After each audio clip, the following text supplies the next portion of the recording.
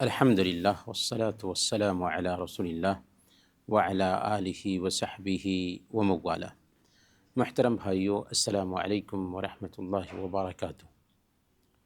سورہ البقرہ کی تفسیر جاری ہے اور آج ہم انشاءاللہ سورہ البقرہ کی آیت نمبر 111 سے 113 تک کی تفسیر جانیں گے۔ اللہ تعالیٰ فرماتا ہے اعوذ باللہ من الشیطان الرجیم، بسم اللہ الرحمن الرحیم۔ وَقَالُوا لَن يَدْخُلَ الْجَنَّةَ إِلَّا مَنْ كَانَ هُودًا أَوْ نَصَارَىٰ تِلْكَ أَمَانِيُّهُمْ قُلْ هَاتُوا بُرْهَانَكُمْ إِن كُنتُمْ صَادِقِينَ۔ یہ کہتے ہیں کہ جنت میں یہود و نصارہ کے سوا اور کوئی نہ داخل ہوگا، یہ صرف ان کی آرزوئیں ہیں۔ ان سے کہو کہ اگر تم سچے ہو تو کوئی دلیل تو پیش کرو۔ اس سے آیت کریمہ میں اللہ تعالیٰ نے یہودیوں کے برے گمان کو بیان کیا ہے کہ یہودی اور عیسائی یعنی نصارہ دونوں کے دونوں اس بات کا دعویٰ کرتے ہیں کہ جنت میں صرف وہی جائیں گے۔ یہودی دعویٰ کرتے تھے کہ وہ اللہ کے پیارے ہیں، جنت صرف انہی کے لیے، اور ادھر نصارہ دعویٰ کرتے تھے کہ وہ اللہ کے پیارے ہیں، جنت صرف انہی کے لیے، ان کے علاوہ اور کوئی جنت میں داخل نہیں ہوگا۔ تو یہودی عیسائیوں کو کافر سمجھتے تھے اور عیسائی یہودیوں کو کافر سمجھتے تھے، اور ان میں سے ہر ایک کا دعویٰ تھا کہ جنت تو صرف ہمارے لیے ہے، جنت میں اور کوئی داخل نہیں ہوگا۔ اللہ نے یہ بات نقل کی جو وہ اپنی زبان سے بکواس کیا کرتے تھے، اور کیا کہا؟ تِلْکَ أَمَانِيُّهُمْ، یہ ان کی بس آرزوئیں، یہ بس ان کے منہ کی باتیں ہیں، حقیقت سے اس کا دور سے بھی کوئی تعلق نہیں ہے۔ قُلْ هَاتُوا بُرْهَانَكُمْ إِن كُنتُمْ صَادِقِينَ، ٹھیک ہے اگر تم دعویٰ کرتے ہو کہ جنت تمہاری بپوتی ہے، جنت میں تم ہی جاؤ گے، یہودی بھی یہی دعویٰ کر رہے ہیں اور نصارہ بھی یہی دعویٰ کر رہے ہیں، تو ٹھیک ہے دلیل لا۔ کوئی بھی دعویٰ دلیل کے بغیر مانا جاتا ہے نہیں، تو دلیل پیش کرو۔ قُلْ هَاتُوا بُرْهَانَكُمْ إِن كُنتُمْ صَادِقِينَ، اگر تم سچے ہو اپنے اس دعویٰ میں کہ جنت تمہارے ہی لیے ہے تو اس سچائی پر دلیل پیش کرو، لیکن دلیل تمہارے پاس نہیں ہے۔ اسی لیے اللہ تعالیٰ آگے فرماتا ہے بلا من اسلم وجہہ للہ وہو محسن فلہ اجرہ عند ربہ ولا خوف علیہم ولا هم یحزنون۔ سنو، جو بھی اپنے آپ کو خلوص کے ساتھ اللہ کے سامنے جھکا دے، بے شک اسے اس کا رب پورا بدلہ دے گا، اس پر نہ کوئی ڈر ہوگا نہ غم اور اداسی۔ اللہ تعالیٰ نے یہودیوں اور نصارہ عیسائیوں کے عوام باطل برے گمان کی تردید کی، کہا کہ تم جو یہ سوچتے ہو کہ جنت تمہاری بپوتی ہے، یہ بات بس تمہارے منہ کی باتیں ہیں، یہ تمہاری بس آرزوئیں ہیں جن کا حقیقت سے کوئی تعلق نہیں۔ اس کے لیے دلیل پیش کرو اگر تم واقعی اپنے اس دعویٰ میں سچے ہو۔ پھر اللہ نے فرمایا کہ دیکھو جنت کس کے لیے ہے، اس کے لیے دو شرطیں بتائی، جس کے پاس اخلاص ہو اور جو نبی پاک صلی اللہ علیہ وسلم کے طریقے کے مطابق اللہ کی عبادت کرے۔ بلا من اسلم وجہہ للہ، سنو جو بھی اپنے آپ کو اللہ کے سامنے خالص کرتے ہوئے جھکا دے تو اس کا اجر اللہ کے پاس ہے۔ تو گویا کہ اس کے اندر اپنے آپ کو اللہ کے سامنے جھکانے کی بات پہلے نمبر پر کہی گئی ہے، اور جو آدمی اپنے آپ کو اللہ کے سامنے جھکا دے گا اس کے اندر کیا آ جائے گا؟ اس کے اندر اخلاص آ جائے گا، اور وہ محسن، اور وہ احسان کی کیفیت خود میں پیدا کر رہا ہو۔ ایک تو احسان کی جو تعریف ہم جانتے ہیں، اللہ کے نبی صلی اللہ علیہ وسلم نے بیان فرمایا ان تعبد اللہ کأنک تراہ، اللہ کی عبادت ایسے کرو گویا کہ تم اللہ کو دیکھ رہے ہو۔ اگر یہ احساس پیدا نہیں ہوتا ہے تو یہ سوچو کہ اللہ تجھے دیکھ رہا ہے۔ تو یہ احسان کی کیفیت ایک انسان کے اندر جب پیدا ہوتی ہے تو کم سے کم ایک احساس تو یہ آتا ہے کہ اللہ تعالیٰ کی نگرانی میں ہم جی رہے ہیں، اور اس سے اعلیٰ احساس یہ ہے کہ اللہ رب العالمین کو ہم دیکھ رہے ہیں۔ تو اللہ نے فرمایا کہ جو کوئی بھی اللہ کے سامنے خود کو جھکا دے اور اس کے اندر احسان کی کیفیت ہو، احسان حسن سے ہے، اور کوئی بھی عمل اچھا نہیں ہوتا جب تک کہ سنت کے مطابق نہ ہو۔ کوئی بھی عمل اچھا نہیں ہوتا جب تک کہ سنت کے مطابق نہ ہو۔ کوئی بھی عمل نیک عمل نہیں کہلاتا جب تک کہ اللہ کے نبی صلی اللہ علیہ وسلم کے طریقے کے مطابق نہ ہو۔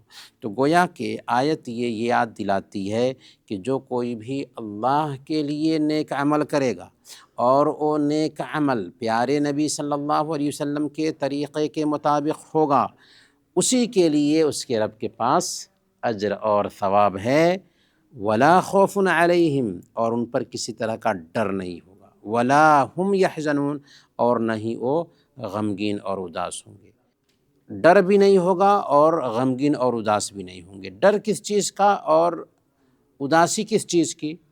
ڈر اس بات کا کہ جب وہ وفات پائیں گے تو وفات پانے کا جو اگلا مرحلہ ہے، قبر کی زندگی ہے، قبر کے بعد کی زندگی ہے، اللہ کے سامنے پیشی، حساب و کتاب، پلسرات سے گزرنے اور پھر جنت میں جانے تک کے جو مراحل ہیں، یہ سارے مراحل اس کے لیے آسان ہونے والے ہیں، اس کے لیے کوئی ڈر نہیں ہوگا۔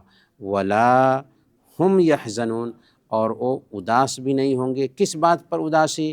کہ ہم اس عمر میں جا رہے ہیں، ہمارے بچے ہیں، چھوٹے چھوٹے بچے ہیں، تربیت کے محتاج ہیں، کون ان کو پوسے گا، کون ان کو پالے گا، کون ان کو دیکھے گا، یہ سب کی بھی ان کو پرواہ نہیں ہوگی، کیونکہ ایمان تھا، اخلاص کے ساتھ اللہ کی عبادت کی تھی، نبی پاک صلی اللہ علیہ وسلم کے طریقے کے مطابق جیتے رہے تھے، تو اللہ تعالیٰ ان کی ذمہ داری لے رہا ہے۔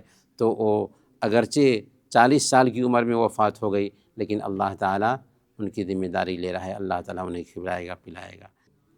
حضرت خضر علیہ السلام موسیٰ علیہ السلام کے ساتھ جاتے ہیں تو ایک گھر کو گرتے ہوئے دیکھتے ہیں، تو خضر علیہ السلام اس گھر کو سیدھا کر دیتے ہیں، اور وجہ کیا بتاتے ہیں کہ ان 2 یتیم بچوں کا یہ جو گھر تھا اس کے باپ نیک تھے، تو ہماری نیکی کا اثر ہمارے بعد ہماری اولاد پر بھی پڑتا ہے۔ اللہ آگے فرماتا ہے وَقَالَتِ الْيَهُودُ لَيْسَتِ النَّصَارَىٰ عَلَىٰ شَيْءٍ وَقَالَتِ النَّصَارَىٰ لَيْسَتِ الْيَهُودُ عَلَىٰ شَيْءٍ وَهُمْ يَتْلُونَ الْكِتَابَ كَذَٰلِكَ قَالَ الَّذِينَ لَا يَعْلَمُونَ مِثْلَ قَوْلِهِمْ فَاللَّهُ يَحْكُمُ بَيْنَهُمْ يَوْمَ الْقِيَامَةِ فِيمَا كَانُوا فِيهِ يَخْتَلِفُونَ۔ یہود کہتے ہیں کہ نصرانی حق پر ہیں، اور نصرانی کہتے ہیں کہ یہودی حق پر ہیں، حالانکہ یہ سب لوگ تورات پڑھتے ہیں۔